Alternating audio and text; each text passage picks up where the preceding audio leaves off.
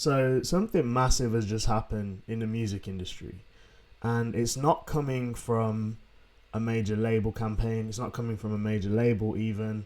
And to be honest, I don't think you could even call this artist a global superstar. Not yet, anyway. Definitely a successful artist, but not a global superstar. And it's, in my opinion, probably one of the most game-changing things, and it's currently happening as we speak. Now, it's an independent artist. His name is LaRussell. You might have heard of him. Really dope rapper. But he has just broken a world record for the single most amount paid for a digital album. It's come with the help of Kyrie Irving, who's a NBA player, and you might have heard of LaRussell before. A lot of people obviously have. Obviously, a lot of people know about Kyrie Irving as well. And he's done this. He's created this world record. He's broke this world record as part of this campaign of his, using a platform called Even.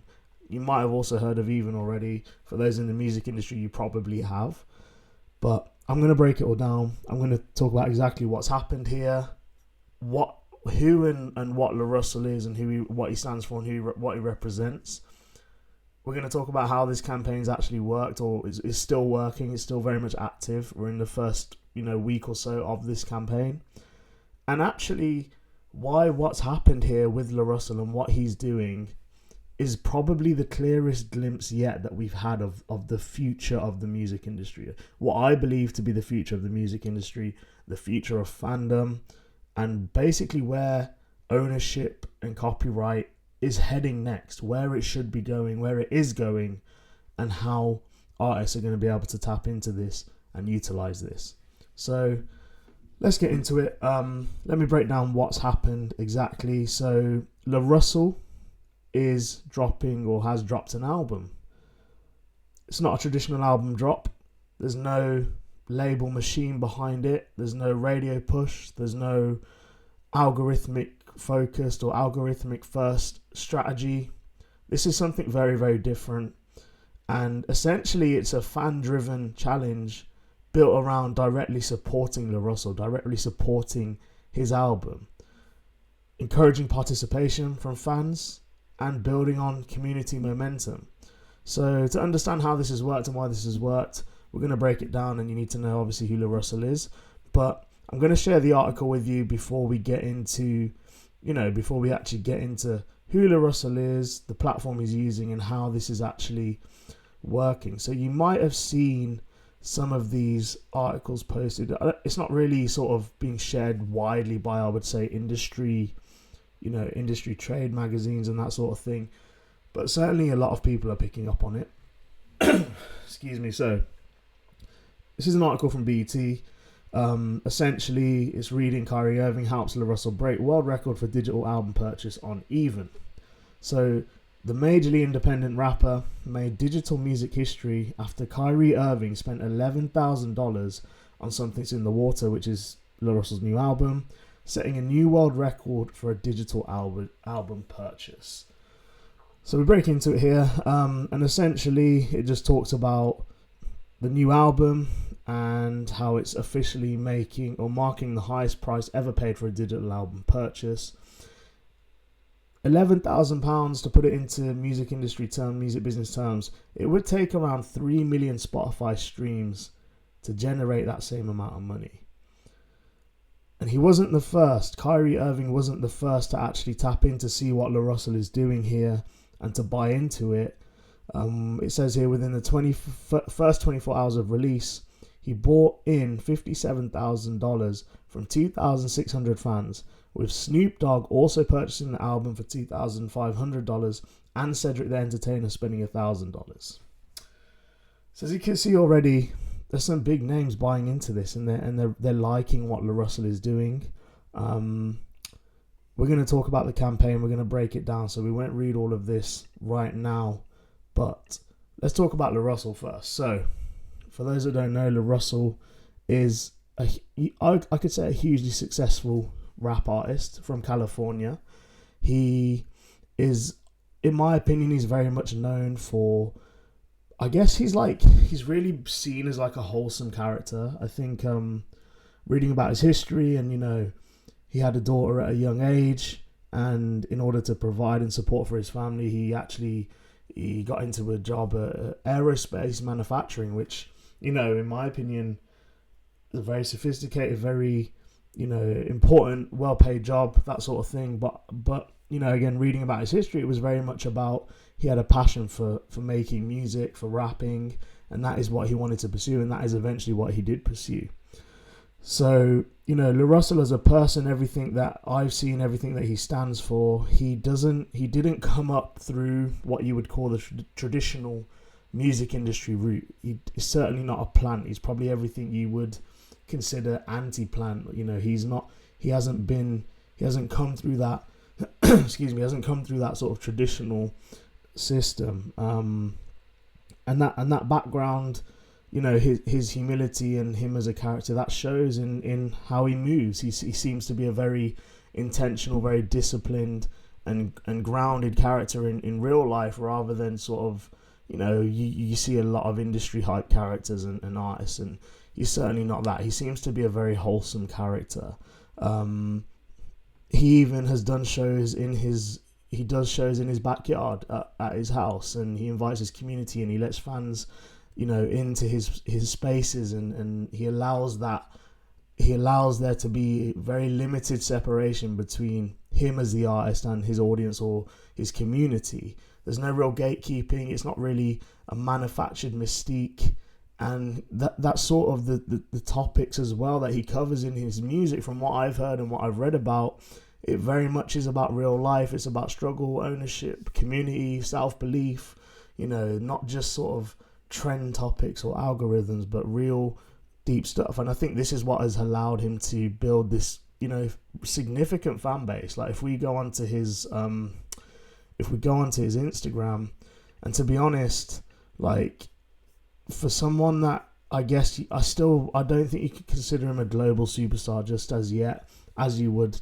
compared to other major label artists. Not that he is a major label artist. He's got 2 million followers. That's a huge number for independent artists, and I know there are a lot of independent artists that have managed to build huge audiences. But with LaRussell, it's always felt a little bit different. It's always felt very, cultured. It's felt very community driven, and I think that's definitely what he's always represented and what he's been about. And then I guess you kind of look at his like, I was looking at his Spotify as well, and you'll see, well, I can't bring it up right now, but you'll see on his Spotify is like under 500,000 monthly listeners, and his biggest tracks don't have tens of millions of streams, right? He isn't that guy, but he's certainly built such an incredible fan base, and it's really impressive to see what he's done. So that's the first thing, and that sort of speaks to the character of LaRussell. It's all about building, connection and output. And I think the other thing that I noticed with him, or looking into the background, LaRussell, you initially think, I don't know about you, but me, but you initially think of like Russ and his rapper Russ and his sort of preaching of independence consistently. You might ask how someone like an independent artist like LaRussell has managed to build such an incredible following and community driven space, and we're going to get more and more into it. But if you look at LaRussell's discography, yeah, I can't even count. So it's from 2018. I don't even know how many albums this is. These are studio albums, and we're talking like 3 a year. 2021, 1, 2, 3, 4, 5, 6 in 2021. 2022, 1, 2, 3, 4, 5, 6 in 2022. Continuously for years and years. 2023 even, like 7, 8 studio albums. That's what Russ is talking about when he talks about building catalog and building a fan base. Like, that output is insane for anybody. You don't see the biggest rappers in the world doing this. Biggest rappers in the world are dropping like one album every 3 years, one album every 2-4 years. Like, this is what you call output, and this is how you build that fan base, right? So that is deeping it, that is an insane amount of output for an artist, for any artist in any genre, from anywhere. So, you know, that is also, I guess, something that's really contributed to his sorry, there's the studio albums, the discography again. But this is definitely something that's contributed to that trust, that community that he's built, and it's undeniable. Like, you can't take that away from what he's done, and therefore that is the context that matters, because this stuff is the stuff we're talking about when we're talking about building consistency and trust with an audience. This output here is basically unfuckable with. Like, you can't chat to him. You can't chat to him because it doesn't even matter if you don't like the music. Like, there's so much of it. Something will probably hit you, and you know, you can't fuck with his work ethic and output, and that is obviously really contributed toward his momentum and his career and his community. And I think also it's important, like, there's been a lot of talk about LaRussell because of this even stuff, and like I said, I really wanted to bring it to the forefront and talk about it, because I think this is where it's headed, and this is the future of the industry. There was a clip that's resurfaced online, and this is pretty much, you know, I feel like it's gone a little bit viral recently, and it's a viral clip of basically LaRussell talking about how when he was popping, or he still is popping, but when he was, you know, there was a lot of interest gauged around him initially, he turned down money from Roc Nation, from Jay-Z. Now, I'll play the clip because we can talk a little bit about it after. But let me play the clip. If we can bring it up here. Can't remember where we put this clip, but essentially it's let's get so LaRussell Jay-Z offer. There's a clip where basically LaRussell declines a huge offer from the Jigga Man, and we're gonna play it here. You declined a deal from Jay-Z and Roc Nation, right? Yeah. I mean, that's every artist's dream, right? Coming up is like, get signed by Jay-Z. Why not take that? Because it didn't feel good in my spirit. I didn't really like how it came to me. So the clip that I saw, basically, you were telling the story of how, like, they came to you with this offer and it was like $15,000 like discretionary spend or something, and you were like, well, where's the advance, or what money am I getting? And they're like, oh, that was a mistake. And then they came back with, I don't know how much. A big one. You say the number? Or? I think the total deal was like $750,000 or $800,000. But then that just felt wrong, because you were like, they tried to just pull a fast one on me, right? That's how I felt. And you know, maybe that wasn't the intention. Maybe it was a mistake. But like I say, that's a big mistake to make. You know, and leading up into it, even going into the deal, like that's wild, by the way. If that's true, like, they tried to omit the initial offer, and then it was upwards of like 750, 800k, and they tried a fast one on him. If that is true, allegedly, supposedly,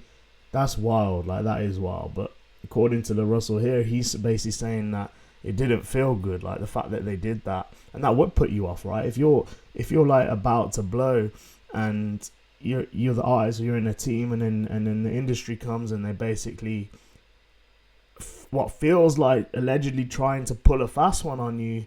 How are you gonna? That's not gonna. I don't think you can really rectify that situation, no matter what figure you throw at it, because that's already a red flag, right? That's already on your mind. That's already going to play with you, and that's already going to be like, well, these men didn't take me seriously in the first place anyway, so how am I going to trust them now?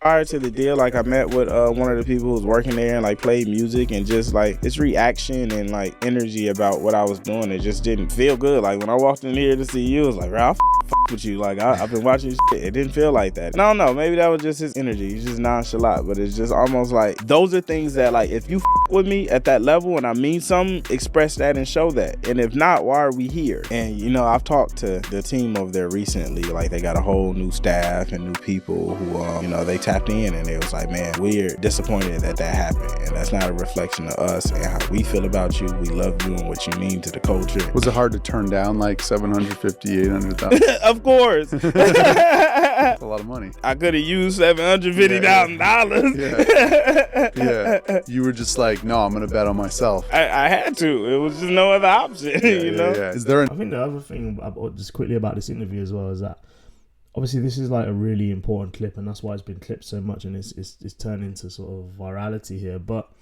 I think the way that LaRussell comes across, like, he just seems so humble with it, man, like, and open and honest. Like, even the fact that he was saying, of course I would have taken, like, I wanted that check, I needed that check, blah blah blah. But not only is he showing that sort of vulnerability, but then also the fact that he didn't take it. And not that not taking something like that indicates your morality, but what it does do is basically show you that there are other paths, and it wasn't right for him at that time. And so I think that's probably also, that sort of thing is why he comes across as such a likable, humble character. Number right now, if Jay-Z called and said, hey, we got this bag for you, is there a number you say, okay? No, not really. Not really. The conversation is more valuable than the number. Like, I never hollered at Hov or got to talk to him. And that's also a thing that mattered to me. Like, I told them before I was doing the deal, I was like, bro, if y'all want to sign me to Roc Nation, I got to holler at Hov. If he wants to sign me to his label, then I think I should talk to him. Like, if it's not that, then I'd rather not be there, And that wasn't even there. So I just feel like it wasn't for me. So there you go, man. That's LaRussell talking about the whole Roc Nation situation. And again, I think it's really indicative of where the industry is going, and the whole idea of just not selling out for the bag, and this trend toward, I say trend, it's a general shift, it's a genuine shift now toward independence and toward doing it yourself. And this is where a part of this new LaRussell campaign, Even, comes into play. So for those that don't know about Even, this is the platform that is powering this campaign, and it's powered a bunch of other campaigns as well. And so basically at its core, Even is a platform that is designed basically to allow for a direct artist to fan engagement, a direct artist to fan relationship, right? And essentially what it does is it has the ability to allow an artist to sell their music or access to their music with the assumption that it will be sold to fans before it goes public on streaming platforms. Now, I met Mag, the CEO, Mag Rodriguez. He did a bit of a pop-up tour in London with Even and the team. I met some of the team as well, and I had a few minutes to chat with him and catch up with him about it. Really nice guy, really dope guy. And initially, before I met him, I didn't quite grasp the concept, but the more and more I looked into it, and then I started seeing artists actually using it, and then more and more campaigns like sort of using Even as a part of their strategy, it made more and more sense. And essentially what it is that it's allowing artists to not only create that direct relationship with their fans, but it's also, I would argue, bringing back the value of music, in the sense that that first initial wave and that first initial fan base of your super fans that are willing to basically part with their money in order to access your music or whatever it is you're offering them ahead of it going on streaming platforms. That initial wave is basically a whole bunch of your first wave of revenue that, is basically coming from your ability to be able to monetize your product like you used to be able to sell it as a physical product, like as an actual piece of music, right?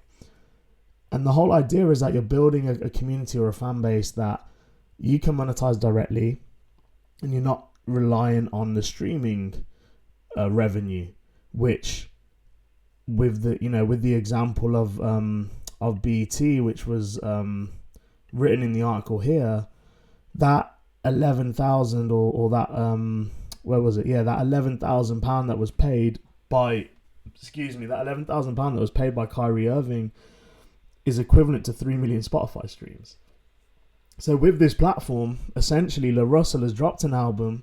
Kyrie Irving has put down 11,000 just in, obviously he's in a position to do that, but to support the project. And it would have taken LaRussell 3 million Spotify streams to generate that amount of money, approximately, right? So this is the whole concept of Even, and this is the whole point of, obviously you're not expecting to have £11,000 payouts for every album sold. We can talk a couple of dollars, $1 or $2 of payouts, And that's the result. Like if you have a 10,000 strong fan base, even a 5,000 strong fan base, they're all paying $1 a piece. That $5,000 is your 1.5 million Spotify streams. You know what I'm saying? And even on a smaller scale, like that revenue that you're seeing from, you know, benefiting from that direct fan relationship that you have, it's not happening on Spotify. That's not to say that it's even or Spotify.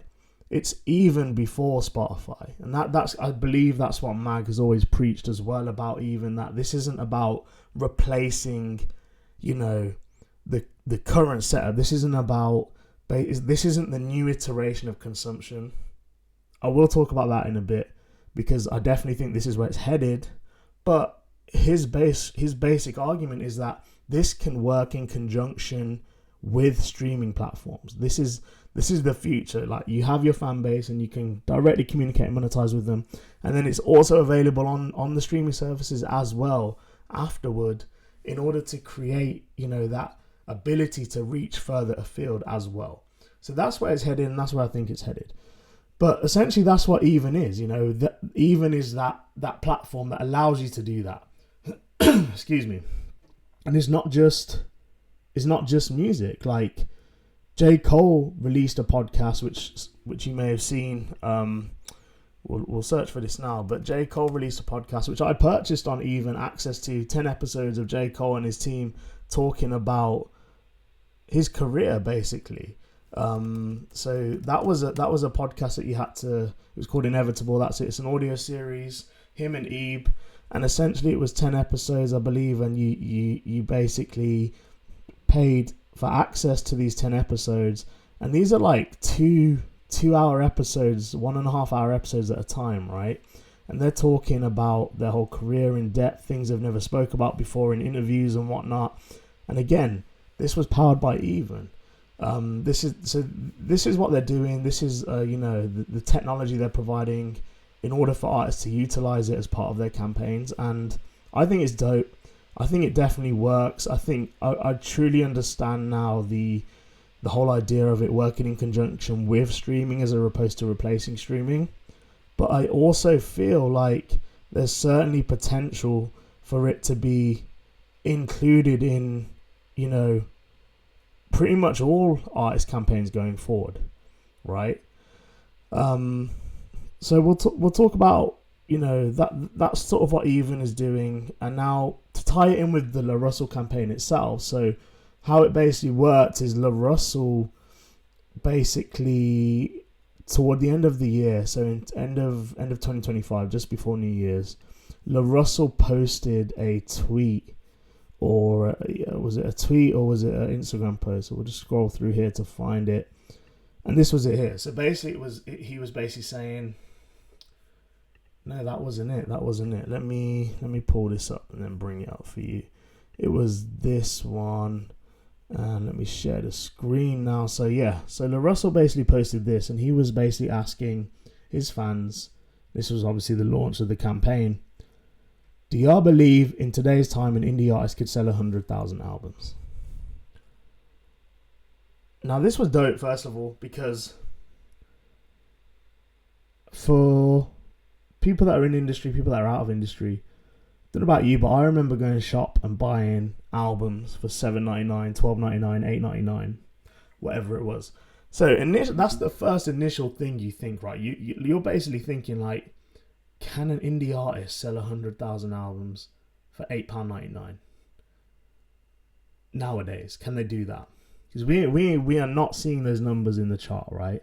Very, very few artists, and the ones that are doing over 100k albums, you know, in a short period of time, are major label artists. Ed Sheeran's, you know, that sort of level. They're the ones doing those numbers, right? So for him to ask that also is a really interesting question. It's a great way to launch the campaign. And then this video basically explains what the campaign is and how he's trying to do this. So I'll play this now for you. Really quick, I'm setting a goal for myself to sell 100,000 albums. I really believe it within myself and within my community. And all I ask is when we launch and we go for it, man, even if you gotta buy an album for $1, $2, whatever, like, please help me hit this goal. I just want to show the world that this is possible independently and at home within our own region and our own people. I'm really out to prove something to the rest of the world in the industry, and I need my home team behind me. So please, whatever you do, please buy this album when it come out. Can I share some? There you go. So basically, what the campaign is LaRussell has basically, he's set a target. He's basically, I guess he's like gamified the campaign to a certain extent, right? Like, so rather than, you know, he's put purchase-based milestone, which is 100,000 albums, instead of chasing these like passive streaming metrics, right? So basically what he's done is rather than dropping music, you know, waiting for algorithms to pick it up, waiting for DSP editorial, you know, to pick it up, he's basically set a clear goal for himself, and that is to hit 100k album purchases off his new album on the Even platform. And not only is this clever because it gives, you know, obviously it's a revenue stream for him, but it's giving it's giving his fans a reason to participate just beyond passive listening that would happen on a streaming platform, that would happen on a Spotify or Apple or wherever, right? So in this case, he's launched the campaign, the album campaign, and he's put a challenge around it. He wants to hit 100k in 30 days, right? So fans aren't just, like I said, they aren't just passively listening to this album and taking it in. They're actually actively participating in a challenge here. And I guess you could argue that it feels the same way when an artist is chasing a number one record and they're encouraging you to stream it or to download it on iTunes and whatnot. This feels way more direct than that because you're actually physically or digitally buying an album for whatever price you want to pay, by the way, which is what he said in that video. You know, even if you're going to pay $1 for it, it's still an album sale and it still counts, and that's still $1. Even if 100,000 of, you know, his fans paid $1, he sold it 100,000 times. It's 100,000k revenue. So it's a win-win for him in this position anyway, right? But they're basically actively contributing to the campaign, actively contributing to something, and every purchase is a step toward that goal. It moves the needle, and therefore every share, every purchase, every time someone engages with this campaign, it matters. And you know, alongside that push and that idea of selling all these albums, he's been very actively with regards to digital marketing and the way he's putting it forward, live streaming and engaging with fans, you know, directly as a part of the campaign, you know, and sharing his special moments. Like there's this one where someone paid $5,000 for the album, and again, it's someone in that position with that sort of money, and they're basically able to support him in that sense, and that's one of the Instagrams that he shared there, and it's all about building that community. I think he's been consistently sharing this stuff. In the first 24 hours, they did 1,000 sales, obviously for all different amounts of revenue, amounts of money. He's created leaderboards for each, you know, different city within America that I've supported. So, you know, 40 albums sold in San Francisco. First city to get to 100 sales is getting a free pop-up show. You know, this is dope stuff, man. Like this is like the epitome of what tapping into an audience that you've built should be. And he's doing it with Even. He's generating revenue directly from it, and the album is not even on Spotify yet, right? So if you go onto the Even website, you type in the album or click his links in the bio, it takes you to the album page. The album's called Something in the Water, and it's there, you know. And then you can choose to buy it. So far they've sold 8,674 copies out of the 100k target reached. You can pre-order the album, which will be available on Feb 6, or you can download it or play a trailer or whatever. And then it's going to go on to streaming platforms. So if you look on Spotify right now, it's not there. It's not there to pre-save. It's not there to pre-order. It's on this platform only. It's for LaRussell's fans, and that's how it's happening. And so this is why, you know, this alongside all of the live streams he's been doing, someone paying £1,000 for the album, £11,000 for the album, Kyrie Irving that was, but it's also garnered a lot of other support. You know, Snoop Dogg purchased it publicly, 2,500. Cedric the Entertainer, which we talked about already. They're fucking with this idea. They're loving this idea. They're supporting the independence. They're supporting the campaign, the creativity of the campaign, and basically where it's headed. And, you know, Snoop is someone that's actively spoke out about, you know, how little streaming is paying artists. And, you know, that's a whole nother video we've talked about. I've done a video on Spotify and the economics of it and how that stuff works. But this is why this stuff is so effective and so important, right? So it's really working for LaRussell. You know, he's continuously active. He's doing the live streams around the country in different cities, performing in garages. You know, like, it's just dope, man. Like, it's so you know, there's so much humility in it, and he's touching fans directly. So this campaign, it's not being screamed about by the industry, but for me, this campaign is like probably one of the best campaigns that I've ever seen working in the industry. And I've worked on some big campaigns, you know, but this LaRussell one, it is super dope, man. And I'm really hoping that he hits the target. And even if he doesn't, you know, it doesn't really matter, because this is seriously game changing. This is industry changing, and, you know, it's worked because it's essentially flipped the traditional music model on its head, right?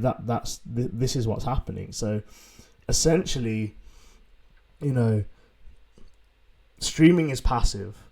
As much as you seek it out and you search which artists you want to listen to, generally you can say that streaming is passive, and fans listen, and then from an artist perspective, excuse me, or a campaign perspective, fans listen, numbers steadily rise and steadily go up, and the artist, however, does often, I mean, it definitely feels distant, right? Like, I'm a huge J. Cole fan. I'll stream a J. Cole album if he drops one.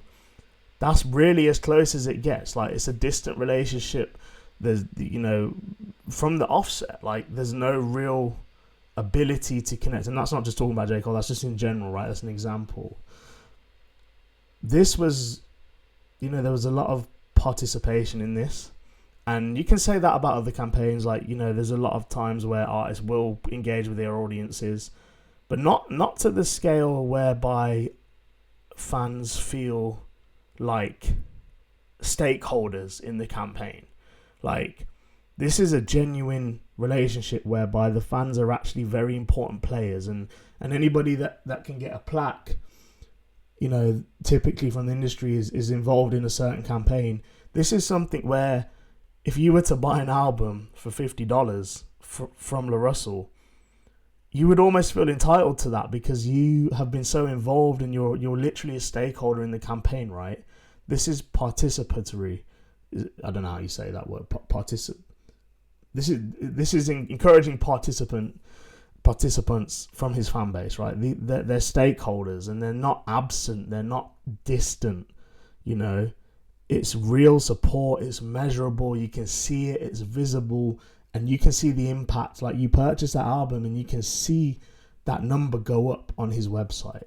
And again, it's not necessarily a new idea, because there has been a lot of you know, participant-focused campaign activity within a lot of other artist campaigns, but I feel like this is game-shifting because of the revenue model that Even has provided, you know, for artists. So, and I think the other thing is it also differs, or it also, like, takes away from the idea of having to chase virality and having to jump on trends. And, you know, the campaign already has a shared purpose, but everyone has a goal that they're trying to achieve, right? So this is a completely different relationship from you as an artist pushing and essentially in a one-way communicative system, right? This is a completely different.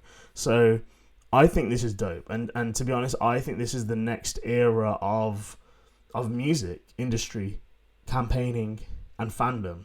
Like, this isn't a gimmick, and I don't think it's a one-off. I think not only is this working for LaRussell because he has such a big audience already, but this can work for your small independent artist who has a 50-person strong fan group who all pay $10, and that generates $500 for that artist. Like, this can work in that sense, as well as a huge artist like a LaRussell, right? And I mean, I said earlier, I don't think this is a replacement for streaming, or even like a new iteration. I think streaming itself is probably yet to be reiterated in a number of ways before we end up with a new format, as we historically always do. But this is certainly something that I believe will be a fundamental part of a lot of campaigns, and I think the industry is still waking up to it. I think it's still new and scary, and I think there's still a fear about this is going to replace Spotify, but I don't think it will. I think it's a new iteration of music fandom and a way for fans to support, you know, their artists directly without having to go through 3 or 4 other stakeholders or suppliers, manufacturers, distributors, that sort of thing, right? It's built fully around ownership. It's about transparency, and it's about participation. So when platforms like this come up and they basically allow audiences they allow artists to fully control their audiences, the relationship with their audience, and clear goals are set. You can set campaigns that, you know, encourage participation. You invite your fans to be part of the journey. You're allowing them to become stakeholders in the business, in your campaign, in the monetization of a product, of your product. It doesn't replace streaming entirely, but it absolutely, I would say, redefines what success of a campaign is, or what it can look like outside of streaming, right? So it's not chasing that New Music Friday and that billboard and whatnot. It's almost replacing the objective of the initial campaign and that initial first wave. And I think, like I said, I think it certainly will work for big artists. I think there's obviously a lot of other things to consider and a lot of other industry relationships and stakeholders that you need to think about and look at. But I think the other thing is it's a real test of you as an artist, and if you've actually built a solid fan base or not. The same way that selling gig tickets is. If an up-and-coming independent artist can't sell out a 50-cap venue, then they're also not probably able to sell out 50 albums digitally when they launch on Even, right? So it's a good measure for artists to be able to see where they're at and where they're at in their career, and it's not inflated hype, which can actually happen in the streaming and digital world, right? So this is really about the music, it's about consistency, it's about relationship and fan building, it's about the community. So I don't think LaRussell has played the industry here. I don't think he's gamed the system. I think he's built something real alongside Even, and they're basically gave fans a way to support the campaign and be a part of the campaign meaningfully. And he's done that perfectly well with this campaign. So I really think the industry needs to pay attention to this, and I don't think it's getting enough coverage as it should. I don't think it's getting enough support and paying attention. Enough people are paying attention to it as they should. And, you know, if independent artists can break records like this, then, you know, the implications are massive. The opportunity and the potential is massive here. It isn't just about reach anymore. You know, getting those million stream counts and that sort of thing, it's important. I would say it's still important, but it's not about reach. It's about relationship now.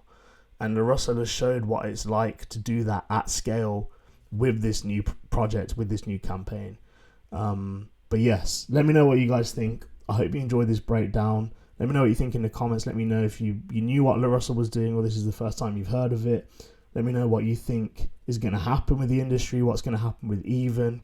I feel like we're going to see more and more of these, but is this the future of music releases? And if you want more deep dives, more breakdowns like this, please make sure you subscribe, support the channel. Thank you.